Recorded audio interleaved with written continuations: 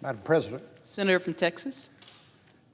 Madam President, this is National Police Week, and it's great to be joined by so many colleagues to show our respect and admiration for America's law enforcement community.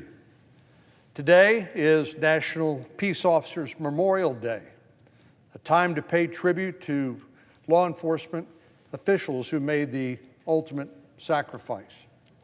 These men and women gave their lives to their communities, to their state, and to their country, and we thank them and their families for their sacrifice. As we mourn the loss of so many of these heroes, this week is also a time to honor and thank officers who continue to keep us safe. Former Dallas police officer David Brown once said, Police Chief David Brown once said, "We ask law enforcement to do too much in this country." And I agree.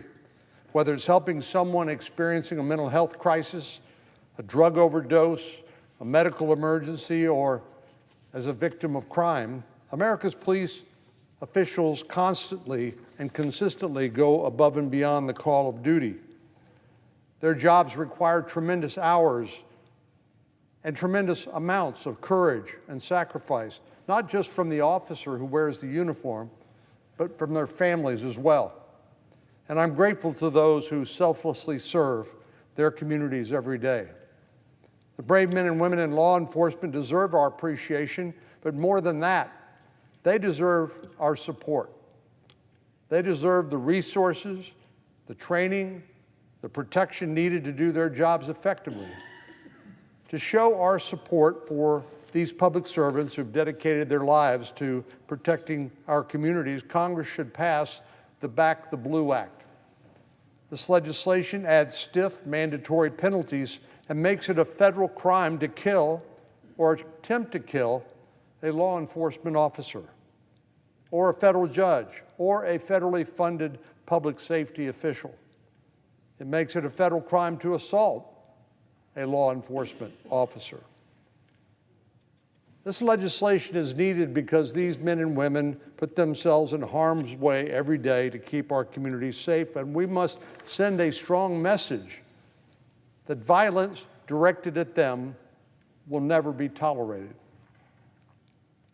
The Back the Blue Act sends a strong message to the more than 800,000 law enforcement officers serving our country that they are supported, and I hope Congress will move forward to advance this legislation. Today and every day, I'm grateful for the dedicated police officers, sheriffs, constables, Border Patrol agents, and other law enforcement officials of all types who keep Texas safe.